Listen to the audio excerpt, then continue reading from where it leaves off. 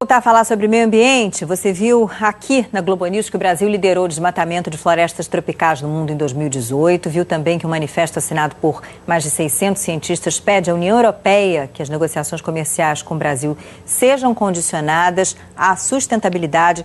E eu vou conversar ao vivo com o ministro do Meio Ambiente, Ricardo Salles, que fala com a gente ao vivo lá de São Paulo. Ministro, muito boa tarde. Obrigada pela presença aqui na edição das 4 do Jornal da Globo News. Eu queria começar perguntando ao senhor quão grave o senhor considera o fato de o desmatamento ter voltado a crescer no Brasil e o que o governo atual pretende fazer a esse respeito.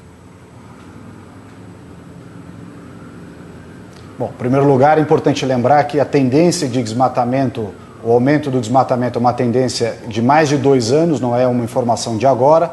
E, portanto, é uma medida que nós precisamos adotar aí sim, agora, é de uma melhoria do monitoramento, da fiscalização, mas também da identificação das causas desse desmatamento. Quais são os vetores econômicos, de pressão social e de atividade na região que contribuem para esse indesejado desmatamento ilegal. E isso que precisa ser verificado. O Ministério e as instituições ligadas ao Ministério têm recursos para isso, para fazer esse monitoramento? Sim, o Ministério dispõe do IBAMA, junto com os órgãos estaduais que trabalham em conjunto na identificação dessas áreas de desmatamento ilegal e, portanto, na fiscalização. O que precisa? Uma maior integração dos órgãos estaduais que fornecem qual é o mapa de licenças ambientais, mapas de licença de supressão de vegetação, todas as informações têm que ser unificadas no mesmo sistema, de tal sorte já de cara separar o que é desmatamento ilegal daquilo que é a licença e atacar as origens do desmatamento ilegal. E também, por exemplo, as madeireiras que compram madeira ilegal. Os planos de manejo, que muitas vezes são autorizados, a pessoa não tira a madeira da sua área, tira de outras áreas e esquenta dentro da sua autorização de manejo florestal. Então são identificações das causas do desmatamento, do sistema econômico que dá sustentação ao desmatamento. É isso que precisa ser feito, inteligência. A gente conversou mais cedo aqui na edição das 4 com o João Paulo Capobianco, que é pesquisador exatamente dessa área, e ele apontou para o fato de que o Código Florestal, o novo Código Florestal, que já teria suas limitações, de acordo com muitos cientistas, ele não é implementado no Brasil, ele não está sendo efetivamente posto em prática. Qual é a opinião do senhor sobre isso? Bom, primeiro que o Código Florestal é a legislação ambiental mais restritiva do mundo. Nenhum desses países cujos subscritores da tal manifestação tem uma legislação tão restritiva quanto a nossa. Agora, o Código Florestal realmente precisa ser cumprido na sua integralidade. O que há é uma discussão jurídica que muitas vezes coloca em risco o reconhecimento de áreas consolidadas e todos os instrumentos de pacificação jurídica que se pretendeu com o Código Florestal e, portanto, ele não consegue atingir o máximo de resultado que foi previsto na sua elaboração e também nos trabalhos desenvolvidos ao longo das audiências públicas e da relatoria do então deputado Aldo Rebelo. O senhor mencionou exatamente o manifesto que foi publicado na revista Science, que a gente já mencionou aqui na edição das 4, também no Jornal da Globo News, com 600 pesquisadores, 600 cientistas assinando esse manifesto e pedindo que a União Europeia não faça negócios com o Brasil, caso o Brasil não preserve o meio ambiente, não se dedique a isso. E isso inclui, por exemplo, acho que a gente perdeu o contato, não, voltou. A questão indígena, por exemplo, é mencionada também nesse manifesto. E aí eu queria saber qual é a opinião do senhor a respeito desse documento.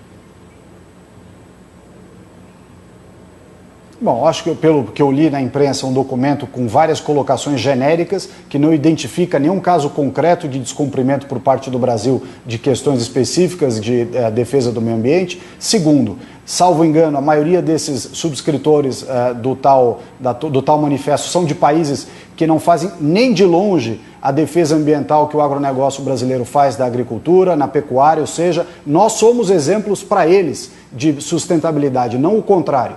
E terceiro, há sim um interesse econômico por trás de muitas dessas manifestações que tem dado ensejo a questões dessa natureza, como esse manifesto, que escondem uma guerra comercial contra o Brasil. Portanto, nós não podemos deixar-nos pautar por uma questão ambiental que não é verdadeira. O Brasil é exemplo de sustentabilidade. Nós, e sobretudo o campo no Brasil, faz um excelente trabalho. O problema ambiental brasileiro está nas cidades, não está no campo. E é essa a armadilha retórica que nós brasileiros não podemos ser colocados.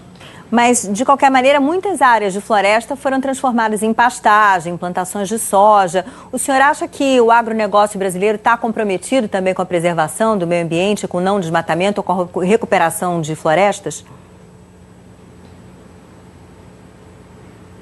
O agronegócio brasileiro é o agronegócio mais comprometido com a manutenção do meio ambiente no mundo. Nós temos áreas de reserva legal no Brasil, que só das partes de terrenos de propriedades particulares são a somatória do terreno de Portugal, do tamanho do território de Portugal, da Espanha e a França juntos. Esse é o tamanho das reservas legais privadas no Brasil. Isso sem falar de terras indígenas e unidades de conservação. Ou seja, nós é que somos exemplos de manutenção. Nós, o Brasil, somos exemplos de cuidado com o meio ambiente. O agronegócio brasileiro é exemplo para o mundo. De novo, o problema ambiental do Brasil está nas cidades, não está no campo. Existem problemas pontuais? Existem. Eles precisam ser coibidos, precisam ser monitorados sempre. Mas isso não quer dizer que o agronegócio brasileiro seja responsável pela devastação ou por qualquer problema de efeito estufa ou mudança climática no mundo. Lembrando que a nossa contribuição nos efeitos gases efeito estufa é de menos de 3%. Os Estados Unidos e a China são os grandes que emitem o gás de efeito estufa no mundo. Não é o Brasil. O Brasil é o 7º, 8º país. Então nós não podemos ser responsabilizados por uma discussão que não é nossa. Nenhum desses países europeus faz nem de longe o que o agronegócio brasileiro faz em favor do meio ambiente. Então essa discussão é muito mais uma discussão comercial disfarçada de meio ambiente e também uma discussão de ONGs e pessoas que estavam acostumadas a receber dinheiro farto do governo e de outros órgãos para fazer as suas pesquisas. E a partir do momento que o governo brasileiro fechou a torneira dessa farra que era o dinheiro para as ONGs, eles estão agora retaliando através desses manifestos e uma série de colocações, que não tem, na minha opinião, a credibilidade e sequer a importância que se pretende dar. O Brasil é exemplo para tudo. Nós não tomamos lição desses países, nós é que mostramos como é que se faz. A grande floresta brasileira, a nossa biodiversidade é preservada aqui no Brasil. As nossas riquezas naturais são preservadas aqui no Brasil. Aliás, é interessante, se você for à Europa e aplicar lá a Lei das Áreas de Preservação Permanente, as APPs, você tem que demolir praticamente toda a Europa, porque toda ela está construída sobre as APPs. Então, o Brasil, de novo, repito, nós temos uma legislação que é exemplo. O Código Florestal brasileiro não deixa a desejar, ao contrário, ele é mais restritivo do que qualquer outra legislação. Portanto, nós temos absoluta consciência de que estamos fazendo o que é o correto, o que tem fundamento e o que vai ser muito sustentável, continuar sendo sustentável para toda a população brasileira, para toda a população no mundo. O Brasil, como eu disse, é exemplo. Ministro, muito obrigada pela sua participação aqui com a gente na edição das 4 do Jornal da Globo News.